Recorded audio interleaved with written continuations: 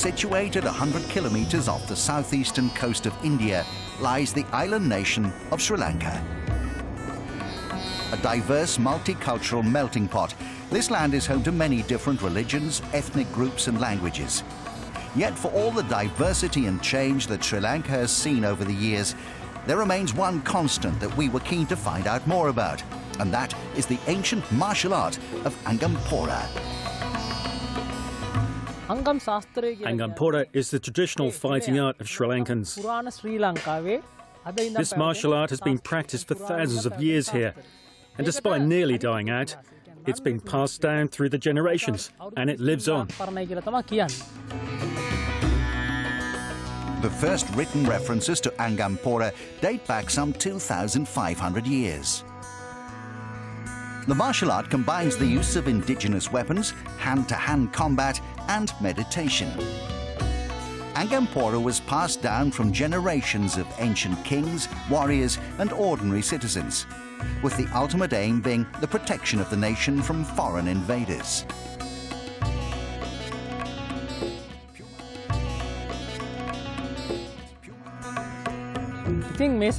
Angampora can be divided into spiritual meditation, unarmed combat and armed combat.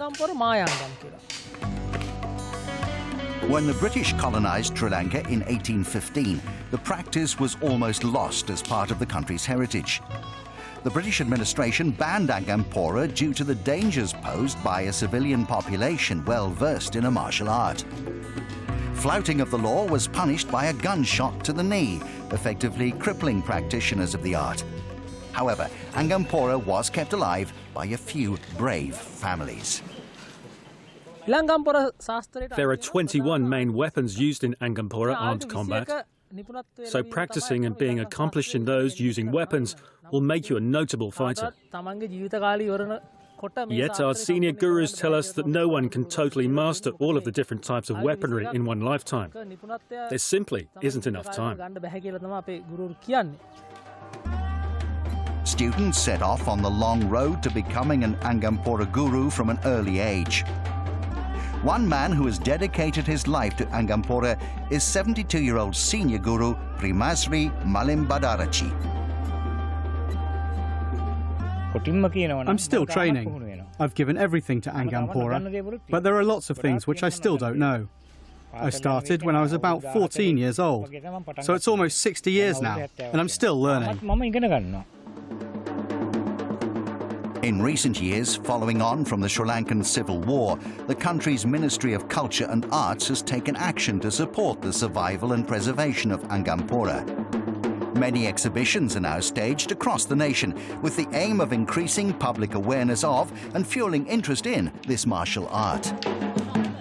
There are a lot of young people who actually find out about Angampora through social media. They want to learn it, and we believe that if you want to practice it and you are committed to it, then you will do well. Women have long participated in Angampora, even though they haven't always been welcomed. One of today's leading female exponents of the art is Nilmini Amarasinghe. I started learning about Angampora from quite a young age. I was around 10 years old or so. Growing up, it had always interested me, and I really wanted to learn it because I had an uncle who practiced it. It looked so interesting and challenging. But as I wanted to learn more about Angampora, the master who taught my uncle refused to teach me because I'm a girl. After that, I was searching for someone to learn from. Unfortunately for me, things turned out well as I met Master Pumal. It's not only people from Sri Lanka who are becoming more and more interested in this martial art. Angampora has recently opened its doors to international students who are interested in grasping the ideals and techniques practiced.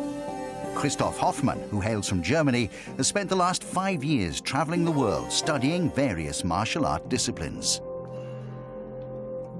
I think here, with Angampora, the spiritual side still plays an important role, which was a big reason for me to come here. I wanted to see something which is more pristine compared to all the martial arts which are already largely focused on competition. I think here it is much more about tradition, of unifying the spiritual with the body.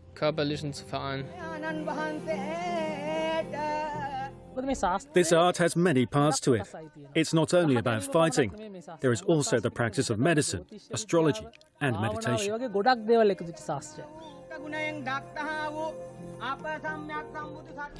Every single Sinhala martial art is closely bound up with Buddhism, and this is no exception. The essence of Angampora is self-defense. The aim is to disarm an assailant rather than provoke aggression, in keeping with the Buddhist philosophy. Mainly, we train how to be patient. In Angampora, we teach students that you don't go looking for a fight.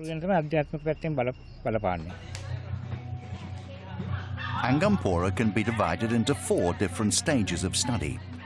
A student has to be fully versed in one stage before they can advance to the next.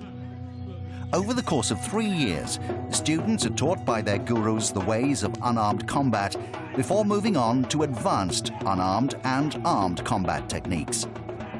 Those techniques include grappling and strikes to the body's pressure points, which is known as Maru Kalawa, or the art of death.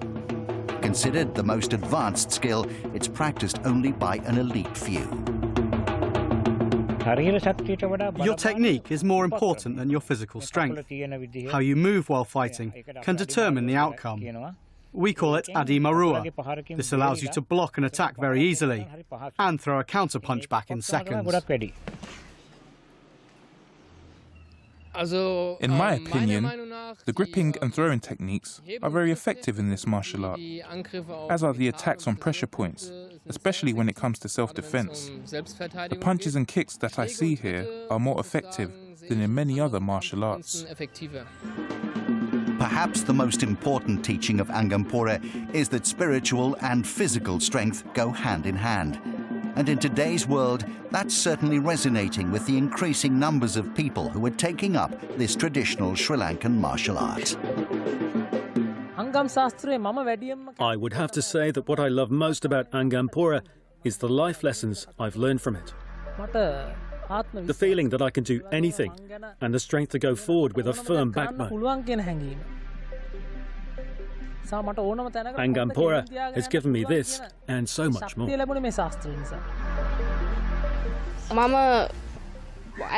I can say that before I started, I didn't have much self-confidence. But as I began practicing this art, my personality and confidence grew. Angampora has taught me that I can handle any bad situation which I find myself facing, and I can look after myself. It's not just physical toughness I have learnt. I was struggling mentally as well. But the teachings of Angampora have helped me to overcome my fears and be stronger.